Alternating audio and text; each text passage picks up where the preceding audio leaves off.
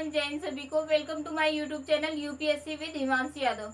तो आज की क्लास में हम लोग क्या पढ़ने वाले हैं, ये बायोलॉजी फाउंडेशन बैच की सेकेंड क्लास है। और फर्स्ट क्लास में मैंने आप लोग को क्या बताया था, वो जो डेमो क्लास थी उसमें मैंने आप लोग को सेल के बारे में थोड़ी बहुत सी चीजें समझाई थी। ठीक है, उसको आप लोग अच्छे से रिवाइज कर लेना। जाके मैं थोड़ा बहुत बता देती हूँ, क्विक रिविजन करा देती हूँ मैंने उसमें क्या क्या बताया था। ठीक है, तो मैंने उसमें बताया था कि कोशिका, सबसे पहले कोशिका से स्टार्ट किया था क्योंकि कोशिका ही सबसे छोटी इकाई होती है शरीर की। तो कोशिका यानी सेल से स्टार्ट किया था। कोशिका की खोज किसने की थी, तो रॉबर्ट हुक ने।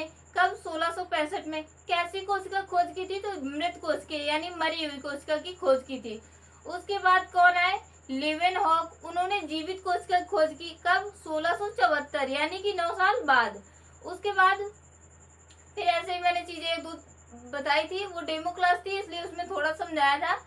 अगर आपको ये क्लास देख रहे हो आप लोग, तो उस क्लास को जरूर एक बार पहले देख लेना। ठीक है, क्योंकि वो क्लास देखने के बाद ही ये क्लास आप लोग को समझ में आएगी। अब मैं पूरा तो रिवाइज करा नहीं सकती हूँ, नहीं तो क्लास लेंदी हो जाएगी। ठीक है, तो आज की क्लास में जो मुझे पढ़ाना है वो मैं आप लोग को बता रही हूँ। सबसे पहले मुझे सेल के बारे में ही पढ़ाना है। ये जो टॉपिक है, क्योंकि फाउंडेशन बैच है तो ये 2-3 दिन में खत्म होगा। ठीक है, तो कल परसों तक खत्म हो जाएगा सेल टॉपिक। जो कोशिका है वो कल परसों तक खत्म कर दूंगी। ठीक है, तो सबसे पहले कोशिका के बारे में आप लोग को समझा दूं। इधर मैं समझा दूंगी और जो मैं समझाऊंगी वो इधर लिखा हुआ है, उसको जो समझा इस तरफ समझा के फिर मैं इसको एक्सप्लेन कर दूंगी वर्ड बाय वर्ड बोल के। ठीक है, तो आप लोग समझ लीजिएगा। तो कोशिका के बारे में सबसे पहले मुझे आप लोग को क्या बताना है, सेल। सेल मीन्स क्या होती है, कोशिका।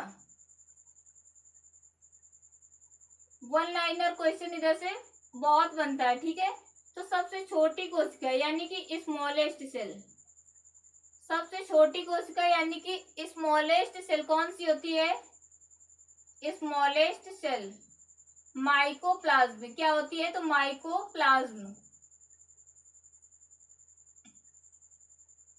स्मॉलेस्ट सेल यानी कि सबसे छोटी कोशिका कौन सी होती है, माइकोप्लाज्म। सबसे छोटी कोशिका कौन सी होती है, तो माइकोप्लाज्म होती है। ठीक है,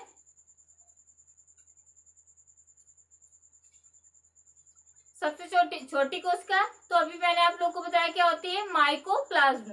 उसके बाद अगर सबसे छोटी कोशिका ये ओवरऑल अगर पूछ दे किसी, अगर जैसे आपसे पूछा सीधे कि सबसे छोटी कोशिका कौन सी होती है, तो आप लोग क्या आंसर दोगे, माइकोप्लाज्म।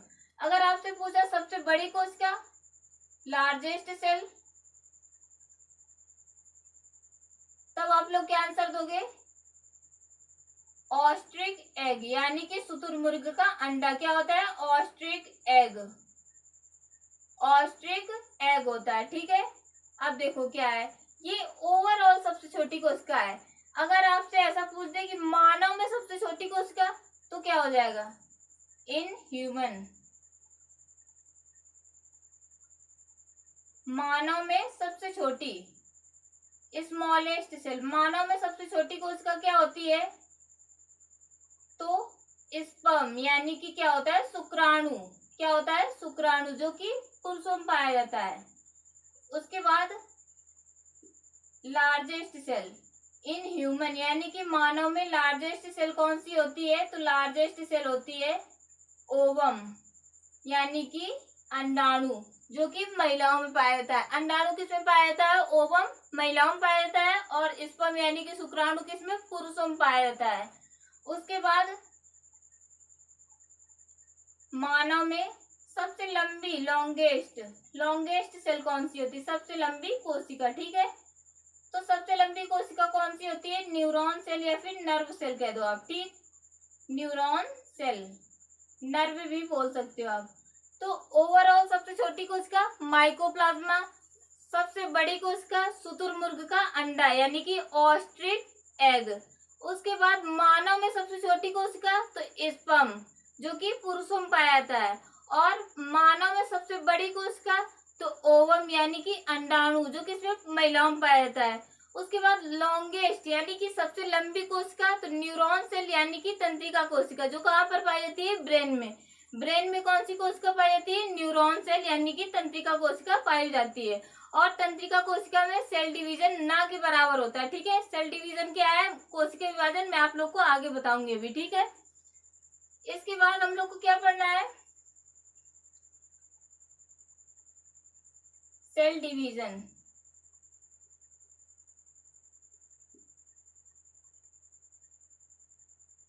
यानी कि क्या हो जाएगा, कोशिका विभाजन।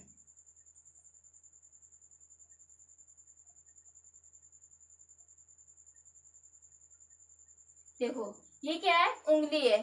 जैसे अब मैं आपको बता रही हूँ, जैसे आपको यहाँ पर चाकू से चोट लग गई, ठीक है, आपको चाकू से चोट लग गई, उसके बाद क्या होगा, ब्लड निकलेगा, उसके बाद वहां पर क्या पड़ जाएगा, काला काला पड़ जाएगा। कैसा हो जाएगा, काला काला, ब्लैक कलर का, डार्क हो जाता है ऐसे ब्लैक कलर का, ठीक है, ब्लैक कलर का। अब उसके बाद क्या होगा, यहाँ पर जो ये ब्लैक ब्लैक धब्बा टाइप का बन जाता है, वो ऐसा तो नहीं होता है कि ये हमेशा बना ही रहे, ये तो कुछ समय बाद क्या हो जाता है, मिट जाता है, और ये बॉडी के कलर का हो जाता है। इसका रंग कैसा होता है, बॉडी के कलर का हो जाता है। कुछ समय के बाद क्या होता है, ये ब्लैक कलर अपने आप हट जाता है। तो आपने कभी सोचा है कि ये ब्लैक कलर कैसे हट जाता है, ठीक है, तो देखा तो हमेशा से छोटे में सबने होगा, क्योंकि सबको चोट लगी होगी, बड़े में भी लगती है, छोटे में क्या। तो इसको मैं बताती हूँ आज। जैसे ऐसे चोट लगी तो यहाँ पर क्या होता है, कोशिकाएं जो होती है यहाँ की मर जाती है, मरने के बाद यहाँ पर सूख जाती है, तो सूख जाती है तो वो कैसा हो जाता है, यहाँ पर ब्लैक ब्लैक कलर का हो जाता है। अब ब्लैक ब्लैक कलर का हो गया, उसके बाद दूसरी कोशिकाओं को इन्फॉर्मेशन मिली कि यहाँ पर कोई मर गया है, ठीक है, तो जैसे इंसान मर जाते हैं तो उसको शमशान घाट ले जाते हैं, तो वैसे ही जो अन्य कोशिकाएं होती हैं इसको हटाकर यहाँ पर सेल डिवीजन यानी कोशिका विभाजन करती है, यानी कि नई कोशिकाओं का जन्म होता है, और यहाँ पर क्या होता है, नई कोशिकाएं आ जाती है। उसके बाद ये क्या होता है, बॉडी के कलर का इसका रंग हो जाता है, ठीक है। तो सेल डिवीजन आप लोग को समझ में आ गया, सेल डिवीजन कोशिका विभाजन क्या होता है, इसमें नई कोशिकाएं जन्म लेती हैं, ठीक है। अब उसके बाद क्या होगा, कोशिका विभाजन समझ में आ गया। अब कोशिका विभाजन सबसे तेज किस में होता है और सबसे धीमा किस में होता है। देखो अगर आपको चोट लगी और आपका जो ब्लैक कलर का डार्क सर्कल जो बन गया है, उसको मिटने में अगर ज्यादा टाइम लग रहा है तो कोशिका विभाजन धीरे धीरे हो रहा है। अगर जल्दी से सही हो गया तो क्या मतलब, कोशिका विभाजन तेजी से हुआ। भाई नई नई कोशिकाएं जल्दी से आई तो क्या हुआ, चोट मिट गई, घाव भर गया। और अगर कोशिकाएं धीरे धीरे यानी कोशिका विभाजन धीरे धीरे हुआ, कोशिकाओं का नई कोशिकाओं का निर्माण बहुत धीरे धीरे ग्रेजुअली हुआ, तो क्या होता है, वो डार्क सर्कल धीरे धीरे इरेज होता है, ठीक है, धीरे धीरे उसका प्रभाव खत्म होता है और वो बॉडी के रंग का दिखने लगता है। तो सबसे तेजी से विभाजन किसमें होता है, सेल डिवीजन किसमें होता है, लीवर यानी कि यकृत में। और यही कारण होता है कि यकृत में चोट लगती है तो बिना दवा खाए यकृत अपनी कोशिकाओं को स्वतः ठीक करने की क्षमता रखता है और करता भी है, ठीक है। तो लीवर के द्वारा स्वयं की कोशिकाओं को स्वतः ठीक करने का सबसे बड़ा रीजन क्या है, इसमें कोशिका विभाजन बहुत तेजी से होता है, फास्टेस्ट सेल डिवीजन, ठीक है। फास्टेस्ट सेल डिवीजन किसमें होता है, लीवर में, फास्टेस्ट सेल डिवीजन। उसके बाद क्या है, अगर फास्टेस्ट सेल डिवीजन किसमें हो रहा है, लीवर में, तो सबसे लोवेस्ट यानी कि सबसे धीरे धीरे भी किसमें कहीं पर हो रहा होगा, वो कहाँ पर होता है, ब्रेन में। तभी जब ब्रेन में चोट लग जाती है तो वो जल्दी से ठीक नहीं होती है। आपने कहते सुना होगा लोगों को कि ब्रेन की चोट है, वो अगर ब्रेन में चोट लग जाती है तो उसके सही होने के बहुत ही कम चांस रहते हैं, ठीक है। अगर 100% का है तो 10% चांस रहता है कि वो बच जाएगा। 90% चांस क्या रहता है कि जैसे ऑपरेशन वगैरह होता है तो वो अनसक्सेस हो जाएगा, सक्सेस नहीं होता है, बहुत कम। ब्रेन का जो ऑपरेशन होता है वो बहुत कम सक्सेस होता है। क्यों, क्योंकि उसमें कोशिका विभाजन यानी कि सेल डिवीजन बहुत नामात्र होता ही नहीं है, आप लोग ये कह सकते हो, ठीक है। सेल डिवीजन कैसा होता है, नाम मात्र, यानी कि होता ही नहीं है। कहाँ पर, ब्रेन में। ब्रेन में कौन सी कोशिका पाई जाती है, अभी मैंने आप लोग को बताया, न्यूरॉन सेल यानी कि तंत्रिका कोशिका। अब उसके बाद क्या पढ़ना है, कोशिका के अंग, parts of cell, parts of cell. तो जैसे ये कोशिका है, अब इसके कोशिका के अगर हम लोग को पार्ट्स पढ़ना है तो इसी के अंदर होंगे। तो सबसे पहला पार्ट हम लोग को क्या पढ़ना है, तो प्रोटोप्लाज्म। प्रोटोप्लाज्म यानी कि जीव द्रव ऐसे भरा हुआ रहता है, क्या, जीव द्रव्य पूरी कोशिका में ऐसे भरा हुआ रहता है, और इसके बीच में क्या होता है, ये केंद्रक, और केंद्रक में भी एक द्रव भरा रहता है, ठीक है। तो ये जो पूरी कोशिका में द्रव भरा हुआ है इसको क्या कहते हैं? कोशिका द्रव। कोशिका द्रव्य यानी कि साइटोप्लाज्म। साइटोप्लाज्म इसको ओवरऑल दोनों को मिला के, इसको और इसको, इन दोनों को मिला क्या कहते हैं? जीव द्रव्य। क्या कहते हैं? जीव द्रव्य। तो प्रोटोप्लाज्म सबसे पहला पार्ट क्या है? पार्ट ऑफ सेल, तो प्रोटोप्लाज्म। अब प्रोटोप्लाज्म कितने प्रकार का होता है? तो 2 प्रकार का। कौन कौन सा? तो सबसे पहला कोशिका द्रव्य, जो कोशिका में भरा हुआ है वो क्या? कोशिका द्रव्य यानी कि साइटोप्लाज्म। और सेकेंड ये जो न्यूक्लियस यानी जो केंद्रक है उसके अंदर जो भरा हुआ है कौन सा? न्यूक्लियोसाइड यानी कि केंद्रिका द्रव्य। कौन सा? तो न्यूक्लियोसाइड, सॉरी न्यूक्लियोप्लाज्म। न्यूक्लियोप्लाज्म, ठीक है, यानी कि केंद्रिका द्रव्य। क्या होता है? तो केंद्रिका द्रव्य। तो ओवरऑल कोशिका में कोशिका द्रव्य भरा रहता है, द्रव्य यानी कि साइटोप्लाज्म। और जो केंद्रक के अंदर होता है वो क्या होता है? केंद्रिका द्रव्य यानी कि न्यूक्लियोसाइड। न्यूक्लियस के अंदर न्यूक्लियोसाइड और सेल के अंदर साइटोप्लाज्म। सॉरी, साइट में क्यों बोल दे रही हूँ बार बार। यहाँ पे न्यूक्लियस के अंदर भरा हुआ तो न्यूक्लियोप्लाज्म यानी कि केंद्रिका द्रव्य। केंद्रक के अंदर है तो क्या हो जाएगा? केंद्रिका द्रव्य। और जो ओवरऑल कोशिका के अंदर है वो क्या हो जाएगा? कोशिका द्रव्य। तो साइटोप्लाज्म यानी कि जो जीव द्रव्य है कितने प्रकार का हो गया? 2 प्रकार का। कौन कौन सा? जो कोशिका में ओवरऑल होगा वो कोशिका द्रव्य, जो कोशिका के अंदर केंद्रक में होगा वो केंद्रिका द्रव्य। अब जीव द्रव्य जो है उसकी खोज किसने की होगी? तो जीव द्रव्य की खोज किसने की थी? पुरकिंजे ने। किसने की थी? तो जीव द्रव्य की खोज पुरकिंजे ने की थी। जीव द्रव्य की खोज किसने की थी? तो पुरकिंजे ने की थी। देखो आप लोग को समझना इंपॉर्टेंट है, लिखना इंपॉर्टेंट है, बट वो बाद में। अगर आप लोग को कॉन्सेप्ट समझ में आ जाएगा तो आप लोग को याद हो जाएगा, अच्छे से याद हो जाएगा, रटना नहीं पड़ेगा। नहीं, अगर आपको लिखना ही जैसे आपको लिखना ही हो, नोट्स बनाना ही हो, तो फिर टीचर की जरूरत ही ना पड़े। बुक्स में तो सारा लिखा हुआ है, इसलिए कॉन्सेप्ट समझने की जरूरत पड़ती है, ठीक है। तो इसमें तो अभी ऐसा कोई कॉन्सेप्ट नहीं, लेकिन हाँ याद रखने की बात है। अगर आप लोग मेरे साथ रिपीट करोगे आप लोग को क्लास में ही याद हो जाएगा, ये मैं दावा करती हूँ, ठीक है। तो सबसे पहले जो प्रोटोप्लाज्म यानी जीव द्रव्य कितने प्रकार का? 2 प्रकार का, कोशिका द्रव्य और केंद्रिका द्रव्य। जीव द्रव्य की खोज किसने की थी? तो पुरकिंजे ने। अब उसके बाद जीव द्रव्य को जीवन का भौतिक आधार किसने बताया था? तो हेक्सले ने बताया था। जीव द्रव्य की खोज की किसने? तो पुरकिंजे ने। जीव द्रव्य को जीवन का भौतिक आधार किसने बताया था? तो हेक्सले ने बताया था। और जो ये जीव द्रव्य होता है वो किस चीज का बना होता है? इसका 80% भाग किस चीज का बना होता है? जल का, यानी वाटर। और जो शेष भाग रहता है उसमें प्रोटीन वगैरह होता है, ठीक है। 80% भाग इसका किस चीज का बना होता है? वाटर का। जो जीव द्रव्य होता है उसका 80% भाग किस चीज का बना होता है? जल का बना होता है। और जीव द्रव्य क्या करता है? ये जीव द्रव्य में भी कौन सा द्रव्य? कोशिका द्रव्य। जैसे ये कोशिका में क्या भरा हुआ है? कोशिका द्रव्य भरा हुआ है, तो यानी कोशिका द्रव्य अगर पानी इसमें होता है 80%, तो ये कोशिका को गीला रखता होगा। गीला रखता है यानी कि कोशिका को सूखने से बचाता है। कौन सा द्रव्य? कोशिका द्रव्य। आप लोग केंद्रिका द्रव्य मत कह दीजिएगा, क्योंकि केंद्रिका द्रव्य तो केंद्रक के अंदर है, लेकिन कोशिका में कौन सा है? ओवरऑल कोशिका में कौन सा है? तो कोशिका द्रव्य यानी कि साइटोप्लाज्म। उसके बाद क्या है?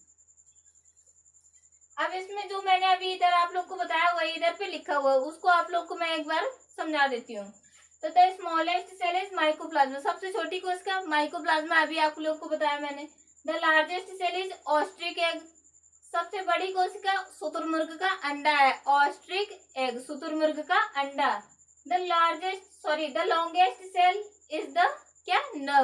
नर्व, या फिर आप लोग क्या कह सकते हो? Neuron cell. उसके बाद the largest cell in human, मनुष्य में सबसे बड़ी तो ओवम यानी कि अंडाणु, जो महिलाओं में पाया जाता है। और मनुष्य में सबसे छोटी कोशिका शुक्राणु यानी स्पर्म, जो कि किसमें पाया जाता है? पुरुषों में पाया जाता है। उसके बाद क्या है? नोट में लिखा हुआ है nerve cells do not undergo cell division, यानी कि जो तंत्रिका कोशिका होती है, जो ब्रेन में पाई जाती है, उसमें सेल डिवीजन नाम मात्र का होता है। देयरफॉर, इसलिए डैमेज्ड नर्व सेल्स, इसलिए इसलिए क्या होता है, जो डैमेज्ड सेल होती है, डैमेज्ड न्यूरॉन सेल जो होती है, वो कैन नॉट रिपेयर देमसेल्व्स, अपने आप को स्वतः ठीक नहीं कर पाती। क्यों? क्योंकि उसमें कोशिका विभाजन नाम मात्र के बराबर होता है, नाम मात्र के बराबर होता है।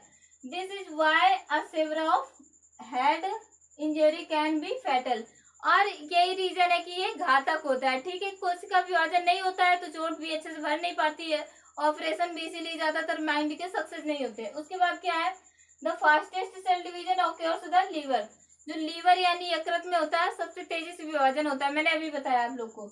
Therefore, the liver can repair its damaged cells by itself. Therefore, इसलिए the liver, यकृत जो होता है, can रिपेयर कर सकता है its damaged, अपनी डैमेज्ड कोशिकाओं को स्वयं, itself।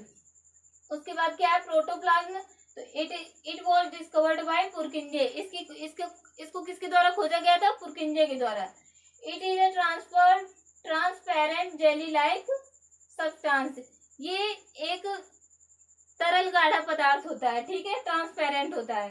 उसके बाद क्या है, Huxley called it the physical basis of life, जो हेक्सले ने किसको, जीव द्रव्य को जीवन का भौतिक आधार बताया, वही लिखा हुआ है यहाँ पर। About 80% of it consist of water, इसका 80% भाग जल का बना होता है, जो मैंने अभी आप लोग को बताया।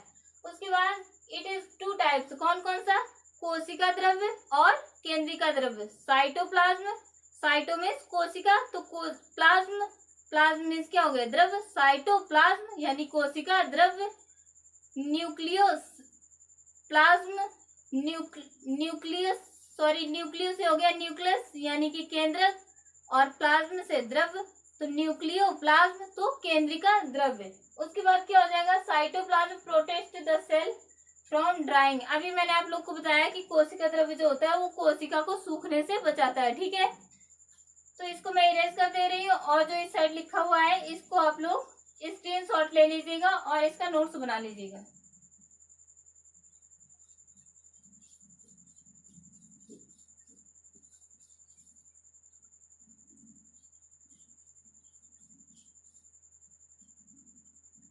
ठीक है, तो जय हिंद सभी लोगों को, and take care to all of you. Okay, bye.